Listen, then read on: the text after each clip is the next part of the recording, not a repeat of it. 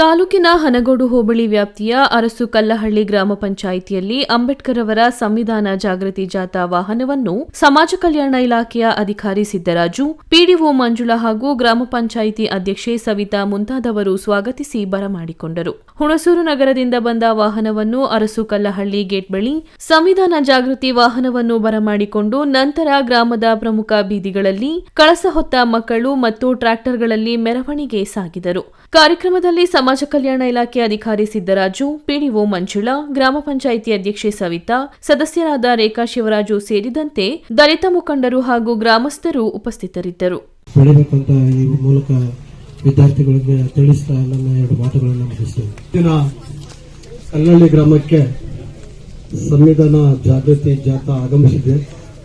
ಈ ಜಾಥಾಕ್ಕೆ ಅತಿ ಹೆಚ್ಚಿನ ಸಂಖ್ಯೆಯಲ್ಲಿ ಶಾಲಾ ಮಕ್ಕಳು ಹಾಗೂ ಗ್ರಾಮಸ್ಥರು ಹಾಗೂ ಎಲ್ಲ ಇಲಾಖೆಯ ಸಿಬ್ಬಂದಿಗಳು ಕೂಡ ಭಾಗವಹಿಸಿ ಈ ಕಾರ್ಯಕ್ರಮವನ್ನು ಅದ್ದೂರಿಯಾಗಿ ಯಶಸ್ವಿಯಾಗಿ ನಡೆಸಿಕೊಟ್ಟಿದ್ದಕ್ಕೆ ತಮ್ಮೆಲ್ಲರಿಗೂ ಕೂಡ ಸ್ವಾಗತ ಕೋರ್ತಾ, ನಾನು ಹೇಳೋದು ಎರಡೇ ಮಾತು.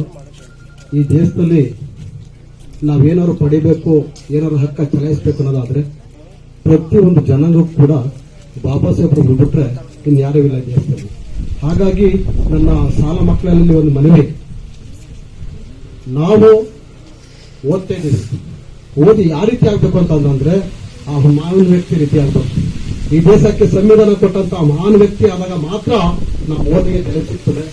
ಅರ್ಧಕ್ಕೆ ಯಾರು ವಿದ್ಯಾಭ್ಯಾಸನ ಕೈ ಬಿಟ್ಬಿಡಿ. ದಯವಿಟ್ಟು ಸಂಪೂರ್ಣ ಎಷ್ಟು ಸಾಧ್ಯವಾಗುತ್ತೋ ಅಷ್ಟು ವಿದ್ಯಾಭ್ಯಾಸ ಮಾಡಿ. ನಾವು ವಿದ್ಯಾಭ್ಯಾಸ ಮಾಡಿದ್ದಕ್ಕೆ ಏನೋ ಒಂದು ಪ್ರತಿಫಲ ಈ ದೇಶಕ್ಕೆ ಕೊಟ್ಟುಬಿಟ್ಟು ಹೋಗ್ಬೇಕು. ಆ ರೀತಿ ವಿದ್ಯಾರ್ಥಿಗಳಾಗಬೇಕು ಅಂತ ಹೇಳ್ತಾ ಈ ಕಾರ್ಯಕ್ರಮ ಯಶಸ್ವಿ ನಡೆಸಿಕೊಂಡಿದ್ದಕ್ಕೆ ತಮ್ಮೆಲ್ಲರಿಗೂ ಹೋಲಿಸಿ ನಾನು ಮಾತನ್ನು ಮುಗಿಸ್ತೇನೆ. ಜೈ ಹಿಂದ್, ಜೈ ಹಿಂದ್. ಮುಂದಿನ ಕಾರ್ಯಕ್ರಮ ಪುಷ್ಪಾರ್ಚನೆ ಕಾರ್ಯಕ್ರಮ. ಬಾಬಾ ಸಾಹೇಬ್ ಅಂಬೇಡ್ಕರ್ ಒಂದು ಮಾತಾಡಿದರೆ, ಇತಿಹಾಸ ಬಲ್ಲದವನು ಇತಿಹಾಸವನ್ನು ಸೃಷ್ಟಿಸಲಾರ ಅಂತ.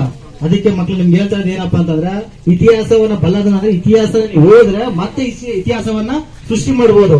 ಹಂಗಾಗಿ ನೀವು ಪುಸ್ತಕವನ್ನ ತಲೆ ಬಗ್ಗೆ ಓದಿ, ಪುಸ್ತಕ ನಿಮ್ಮನ್ನ ತಲೆ ಎತ್ತಂಗೆ ಮಾಡುತ್ತದೆ. ಹಾಗಾಗಿ ನೀವು ಮತ್ತೆ ಮತ್ತೆ ಓದಿ ಅಂತ ಕೇಳ್ಕಂತ ಬಾಬಾ ಸಾಹೇಬ್ ಆಸೆಯನ್ನ ಎಲ್ಲರೂ ಕೂಡ ಈಡೇರಿಸಬೇಕು.